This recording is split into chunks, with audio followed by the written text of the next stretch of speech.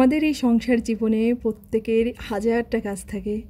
তো এই কাজের মাঝেও সংসারে বেশ কিছু টুকিটাকি কাজ থাকে যেগুলোকে কাজের তালিকায় পড়ে কিনা জানি না, তবে সেই কাজগুলোকেও কিন্তু আমাদের খেয়াল রাখতে হয়। তো আমি সেই কাজগুলোকে করার জন্য একটা আলাদা সময় সবসময় খুঁজে নিই। সেটা হচ্ছে যখন আমি আমার ছেলেকে পড়াতে বসাই, সে রাত্রে হোক বা সকালে হোক, তো সেই টুকিটাকি কাজগুলো থাকে সেগুলো আমি ওই সময়টাতেই করি। তো এখন এই যে সন্ধ্যাবেলা স্বপ্নিলকে পড়াতে বসেছি, আর কিছু কাজ ছিল, সেটা হচ্ছে স্বপ্নিলের স্কুল ড্রেসের আর কি ব্যাজ লাগাতে হবে। আসলে কি হয়েছে জানো তো, এবছরের শুরুতে ওকে কোনো নতুন ড্রেস জুতা কোনো কিছুই কিনে দেওয়া হয়নি। আর ওই যে স্বপ্নিলের দুইটা নতুন শার্ট আনা হয়েছিল স্কুল ড্রেসের, তো ওই শার্ট দুটাতে ব্যাজটা লাগানো ছিল না। আর ওর স্কুল ড্রেসগুলো সবসময় কিনে দিই, কখনোই বানানো হয়নি। আর এই কিনে দেওয়ার জন্য এই ব্যাজগুলো থাকে, স্কুলের ব্যাজগুলো, সেগুলোতে হচ্ছে বাসায় এগুলোকে লাগাতে হয়। আর যদি বানাতে দেওয়া হয় ব্যাজগুলো টেইলার্সে দিয়ে আসলে ওনারা একদমই সেলাই করে একদম কমপ্লিট করে দেন।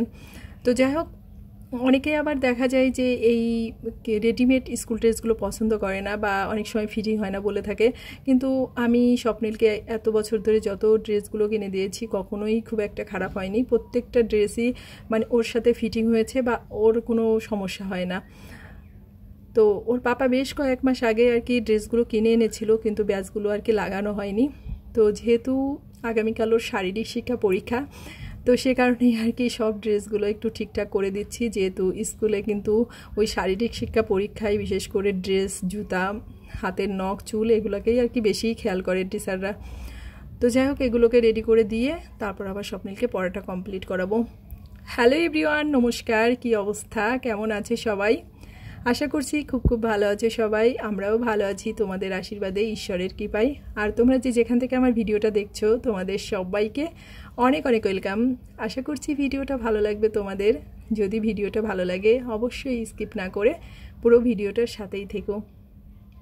আর যেদিন হচ্ছে স্বপ্নিলের স্কুল থাকে তার আগের দিন রাত্রে সবসময়ই আমি চেষ্টা করি যে স্কুল ড্রেসটাকে আলাদাভাবে আর কি রেডি করে রেখে দিই।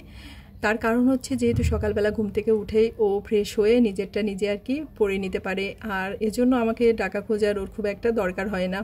তো আগের ভিডিওটা ছিল আগের দিন রাত্রে, এখন হচ্ছে সকালবেলা। তো স্বপ্নিলে যে রেডি করে দিচ্ছি। ও আর কি ওর যেহেতু শারীরিক শিক্ষা পরীক্ষা, তো ও তাড়াতাড়ি চলে আসবে, এ কারণে সকালে নাস্তাটা ও আর কি খেলো না, একটু চা করে দিয়েছি, চা আর একটু বিস্কিট খেয়ে নিল।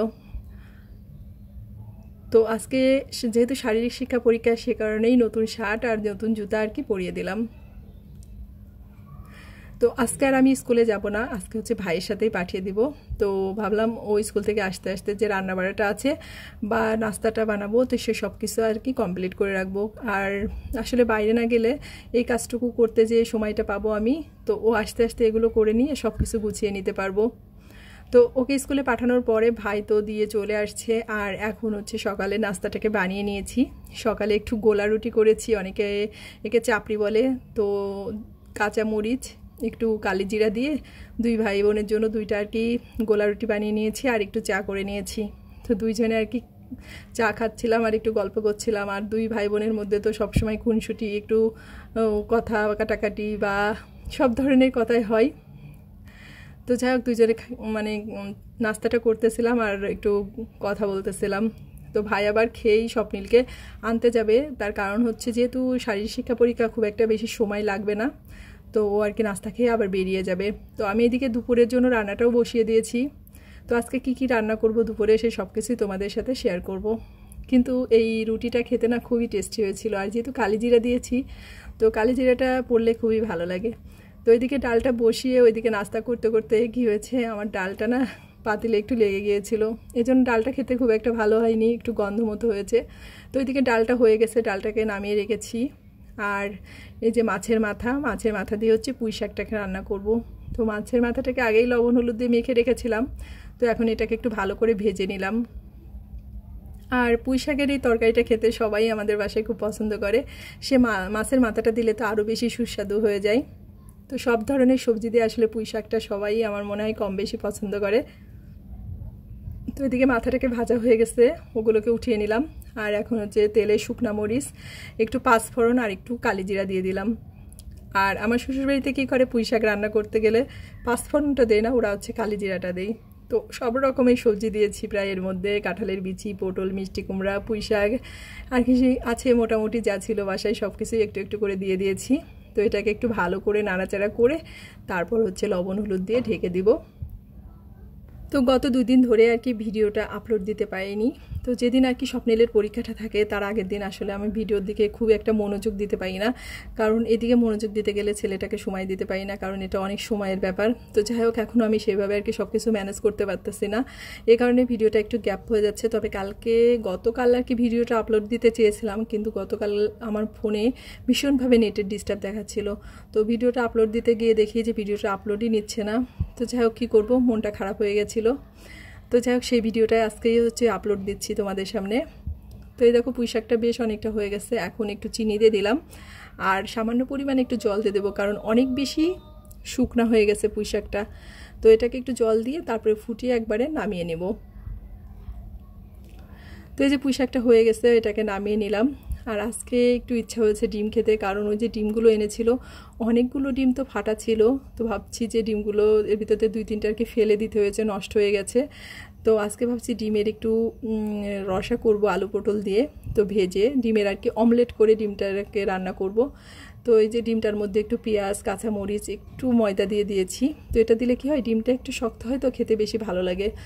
তো এ কারণেই একটু ময়দা দিয়ে দিয়েছি। এখন ডিমটাকে একটু লাল লাল করে ভেজে নেব। আর আমার মনে হয় অমলেটের ক্ষেত্রে একটু লাল লাল করে ভাজলে বেশি ভালো হয় ডিমটা। তো এইভাবে যেগুলো ডিম আর কি রান্না করব তো সবগুলোকে ভেজে নেব। আর আমাদের বাসায় স্বপ্নিলের পাপা স্বপ্নিল কেউ সিদ্ধ ডিমের আর কি খেতে চায় না, তো আমার আবার ভালো লাগে সিদ্ধ ডিমটা। তো যাই হোক ওদের কারণেই আর কি ভেজে ভেজে রান্না করতেছি। আমার কাছে আবার ভেজে রান্না করতে গেলে একটু ঝামেলাটা বেশি মনে হয়, বেশি সময় লাগে মনে হয়। তো যাই হোক এখন ডিমগুলোকে সব এক একে ভেজে নিব। আর ওইদিকে আলু পটল সব কিছু কেটে নিয়েছি, মশলাও রেডি করে নিয়েছি। আর এই যে একটা ডিম, এটার মধ্যে মরিচ পেঁয়াজ কোনো কিছুই দিইনি, একটু ডিমটাকে শুধু একটু ভেজে নিব। তো এই ডিমটা কিসের জন্য ভাজতেছি সেটা অবশ্যই তোমাদের সাথে শেয়ার করব। তো এই ডিমটাকে ছোটো ছোটো করে 4 খণ্ড করে কেটে নিব।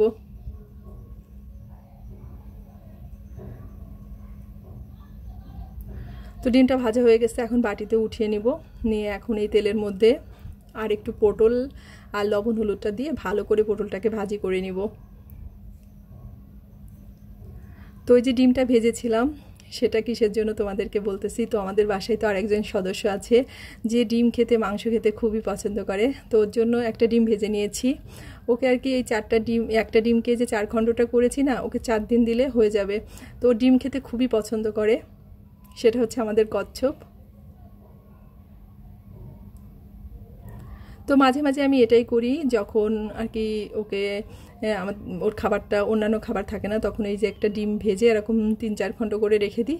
প্রতিদিন 1 খণ্ড করে দিলেই আর কি ওর হয়ে যায়, খুব একটা বেশি খায় না। তো এদিকে আমার ডিমের রসাটা হয়ে গেছে। এখন একটু গরম মশলা বেটে রেখেছিলাম, মানে এলাচ, দারচিনি, তো সামান্য একটু ঘি দিয়ে নিয়েছি। এখন এটাকে দিয়ে ঝোলটাকে হচ্ছে নামিয়ে নেব। তো আজকের ভিডিওটা আর বেশি বড় করব না।